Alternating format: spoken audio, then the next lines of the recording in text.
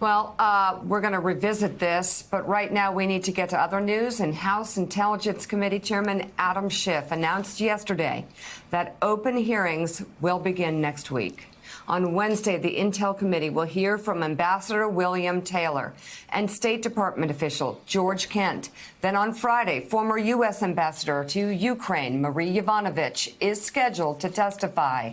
Ambassador Taylor is the one who texted Ambassador Gordon Sondland that it would be, quote, crazy to make Ukraine military aid contingent on investigations aimed at helping the president get reelected. And in the transcript of his closed-door testimony, which was released yesterday, we learned more about those text conversations, like this one, when Sondland responded, "Call me," after Taylor asked if that really was the White House's position.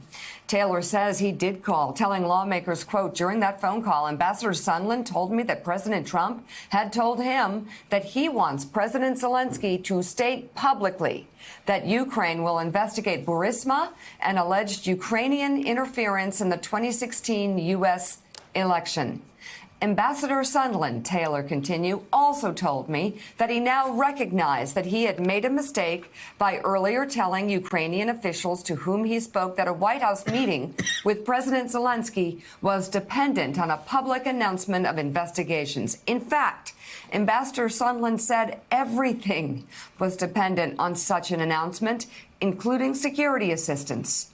He said that President Trump wanted President Zelensky in a box by making a public statement about ordering such investigations. Senator Lindsey Graham presented two new arguments in defense of the president yesterday, including suggesting that Trump donor turned U.S. Ambassador Gordon Sondland colluded with Democrats. Oh, dear Lord. When he changed his testimony to acknowledge a quid pro quo. Now, here's a question. Why did Sondland change his testimony? Was there a connection between Sondland and Democratic operatives on the committee? Did he talk to Schiff? Did he talk to Schiff staffers? I've been a lawyer for a very long time, and when somebody changes their testimony, they suddenly recall something they didn't know before. It makes me incredibly suspicious. What I can tell you about the Trump policy toward the Ukraine, it was incoherent. It depends on who you talk to. They seem to be incapable of forming a quid pro quo. So, Willie, wow, that second argument Willie, is incredible. let's the second argument. They're too stupid Lindsey. to have a foreign policy and a quid pro quo. Yeah, but on the second argument, yeah, Lindsey's once again doing the "they're too stupid to collude" defense that a lot of people on the Hill did during Russia. Yeah. And now they're saying this, even though they have all the documentation and. As John Bolton called it, Rudy's drug deal. They had a very specific plan, laid it out. We have all the testimony, the sworn testimony. As to this first argument that, I mean, Lindsey, again, he says he's been a lawyer for a long time. I find it hard to believe that he was paying attention in law class because, of course, he doesn't know the evidence code, which he proved earlier this month. And now he's saying, I've been a lawyer a long time. And when somebody changes their opinion, I become very suspicious. Well, actually, everybody's been saying it publicly. He chose to tell the truth in sworn testimony because he didn't sign up to go to jail. And Lindsey knows that. And I just wonder how low these people are going to go, how much they're going to degrade themselves. We're going to be playing it for a second. What a United States senator said, a childhood taunt towards Nancy Pelosi in a little bit.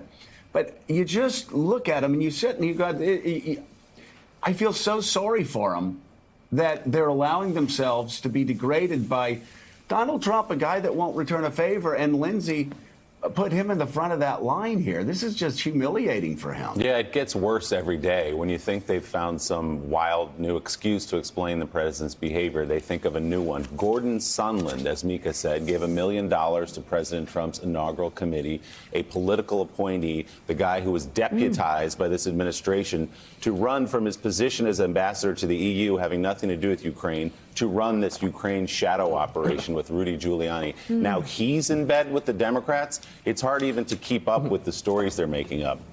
I wondered when he came out with his new testimony how the White House was going to try to discredit him. And apparently now this argument, introduced first last night by Lindsey Graham, is that Gordon Sondland colluded with Adam Schiff to come back in and testify and to make up a story. It is sad. It's sad. And there are a lot of people we've had on this show, people whose points of view we respect, who are now saying things to completely degrade themselves.